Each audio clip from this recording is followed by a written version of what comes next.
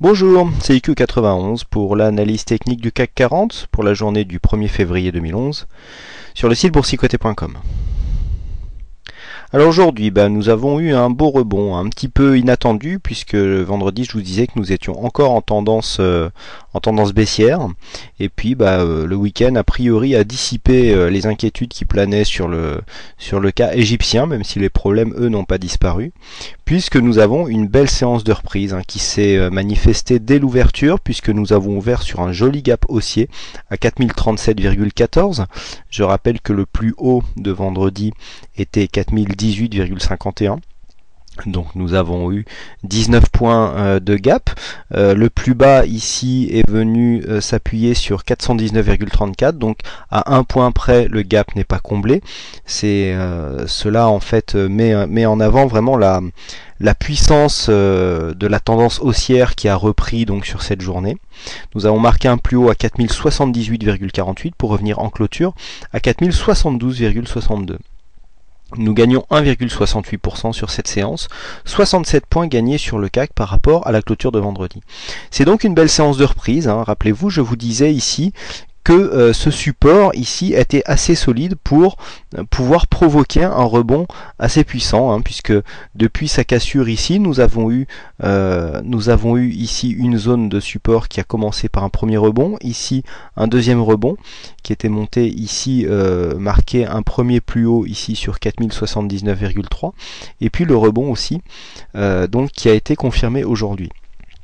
Alors, au niveau des indicateurs, nous avons pourtant un RSI à 63 proche de sa zone de surachat, le stochastique lui qui est depuis longtemps, ça fait maintenant 2 ou 3 semaines qu'il est en surachat, et puis une invalidation du signal baissier du MACD. Alors le MACD en ce moment on ne sait plus trop où il est, donc je rappelle que les couleurs correspondent aux variations des histogrammes.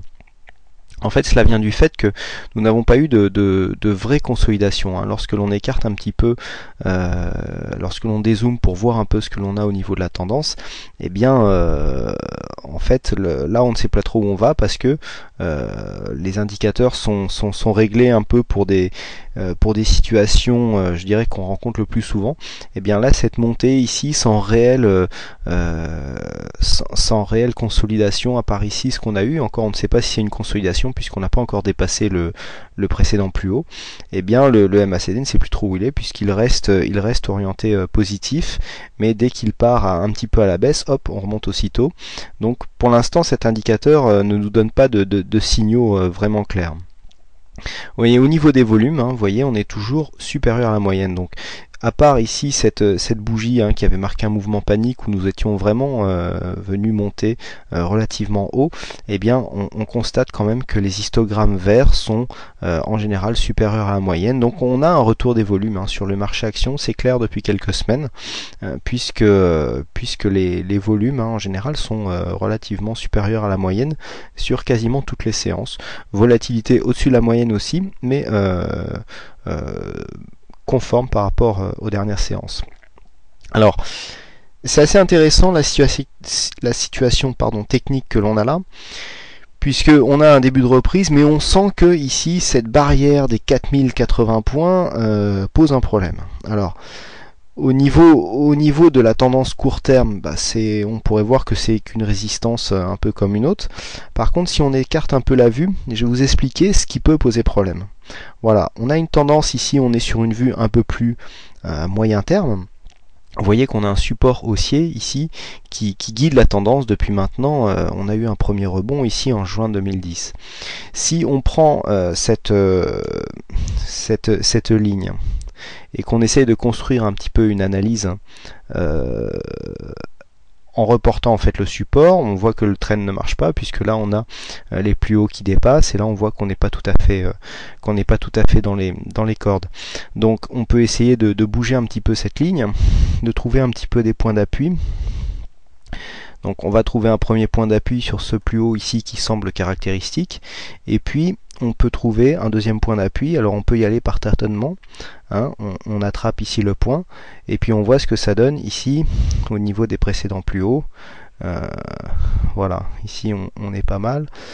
d'autant plus que si on écarte la vue, on voit si on peut pas trouver un plus bas.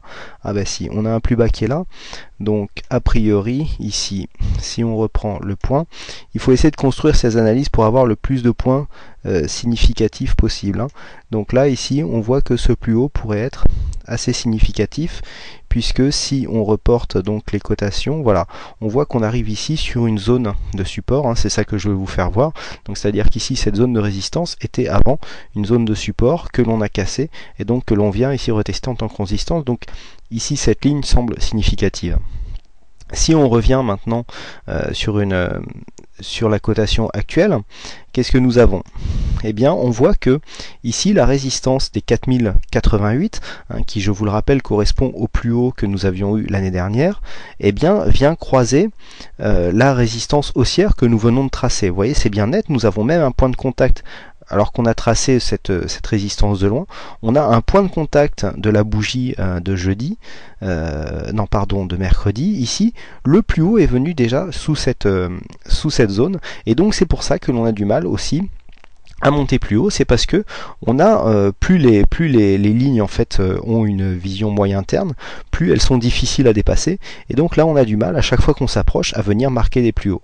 Alors c'est vous dire si ici la cassure de cette zone et puis bien sûr un ralliement par exemple des 4100 serait un signal assez fort. Ça voudrait dire qu'on serait en train de sortir ici de cette zone de haussière mais pas très dynamique, c'est-à-dire qu'on prendrait un trend un peu plus pentu pour venir marquer la hausse. Donc pour l'instant nous n'y sommes pas, hein. Il faudrait vraiment une grosse cassure et puis un mouvement moyen terme assez puissant pour donner une pente différente à cette tendance. Mais ceci explique pourquoi on a du mal ici, dès qu'on s'approche de cette zone de cotation, à venir plus haut, hein. Quand on ne trouve pas de solution sur des unités de temps court terme, on essaye un peu d'élargir la vue et de voir pourquoi ça ne passe pas. Donc là voilà, on peut trouver une explication, et vous voyez qu'ici, en ayant tracé des lignes sur des bougies relativement éloignées, on arrive à trouver des points caractéristiques qui peuvent expliquer certains retracements. Alors là ici on a eu un plus haut et on a eu besoin de souffler, et puis l'Égypte est venue un peu comme un prétexte pour aider les investisseurs ici à consolider avant de repartir sur une hausse.